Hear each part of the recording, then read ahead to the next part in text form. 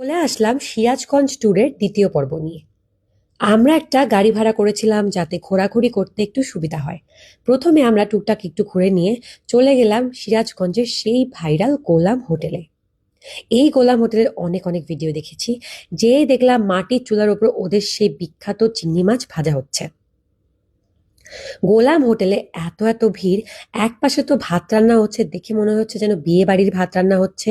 মাঝের দিকে কাটাকুটি চলছে, আর এক পাশে চলছে ধোয়াধুয়ি।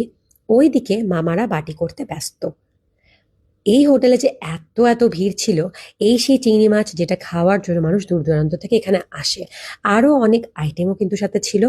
প্রচন্ড ভিড় ছিল। তারপরেও আমরা একটা টেবিল পেয়ে গেলাম, আর টেবিল পেতেই টেবিলের উপর ওরা নানা একটা পেপার পেতে দিলেন।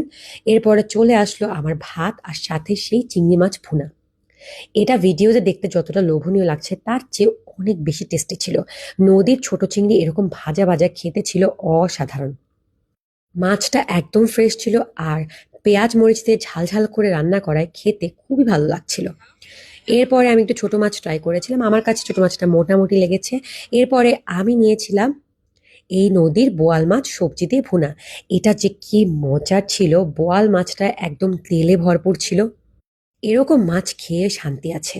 আমি খুব শান্তি করে বসে বসে বোয়াল মাছটা দিয়ে আরাম করে খেয়েছি। এরপরে আমি বিফ দিয়ে খেয়েছি। বিফটা আমি হাফ নিয়েছিলাম, এটাও অনেক টেস্টি ছিল। খাওয়া দাওয়া কমপ্লিট করে আমরা চলে গেলাম ভোলানাথ মিষ্টির দোকানে। এটা কিন্তু খুব বিখ্যাত। যেয়ে দেখতে পেলাম ওখানে অনেক রকমের মিষ্টি সন্দেশ আছে, সাথে জিলাপিও ছিল। জিলাপিগুলো দেখে খুব লোভ হচ্ছিল। তবে এখানকার সবচেয়ে বিখ্যাত হচ্ছে এই পান্তুয়াটা। পান্তুয়াগুলোর সাইজগুলো দেখেন শুধু, একটা কড়াই ভরে শুধু পান্তুয়াই করে রেখেছে। সাথে রসগোল্লা ছিল, আরো মিষ্টিও ছিল। পান্তুয়ার সাইজ দেখে তো আমার মাথায় হাত, এত লোভ লাগছিল। আমি পান্তুয়া খেয়েছিলাম 4টা, যদিও এখানে একটাই দেখাচ্ছি।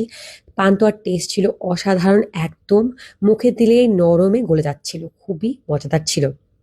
এরপরে আমরা চলে গিয়েছিলাম চায়না বাঁধে। এই জায়গাটা কিন্তু খুব সুন্দর। বিকেল বেলা এখানে অনেক সুন্দর লাগে আসলে, আর নৌকা টোকা চলাচল করে। যদি কেউ চায় তারাও নৌকা চড়তে পারবেন। একদম কাছ থেকেই খুব সুন্দর দৃশ্য দেখা যায়। আর এখানে খুব কাছেই এই উইন্ডমিলগুলো আমি দেখেছি। আমি এর আগে এত কাছ থেকে কখনোই উইন্ডমিল দেখিনি। বেশ ভালো লেগেছে। এরপরে আমরা চলে গিয়েছিলাম পৌর শিশু পার্কে, সিরাজগঞ্জের লাভ পয়েন্টে। এখানে যে কত কত ভিড় ছিল, আর এখানে কত কত খাবারের স্টল ছিল! কি নেই এখানে! ফুচকা, পপকর্ন, পিৎজা, চা, এমন কিছু নেই যে নেই। ভাজাভুজির দোকান সবই এখানে ছিল। প্রচুর মানুষের ভিড়ও ছিল, সবাই খাচ্ছিলেন। আমরা এই লাইভ পিৎজার দোকান থেকে একটা পিৎজা অর্ডার করেছিলাম। পিৎজাটা খেতে অনেক অনেক টেস্টি ছিল। আমরা সবাই মিলে বেশ মজা করে পিৎজাটা খেলাম। এরপরে আমরা খেয়েছিলাম ফুচকা, কারণ ফুচকা না খেলে তো হবেই না। ফুচকাটা খেতে অনেক মজার ছিল। এরপরে এখানে আমরা একটা মজার জিনিস দেখতে পারলাম, 2 ফ্লেভারের পপকর্ন বিক্রি হচ্ছিল, একটা ঝাল আর একটা মিষ্টি। পপকর্নগুলো যে এত মজার ছিল, বেশি মজার ছিল মিষ্টি পপকর্নটা। এরপরে বাড়ি এসে দেখলাম বান্ধবী ইলিশ মাছ ঝোল করেছে। পেট একদম ভরা ছিল, কিন্তু মাছের লোভ সামলাতে পারিনি, বসে খেয়ে নিলাম। আর তারপরে খেয়েছিলাম রুই মাছ দিয়ে।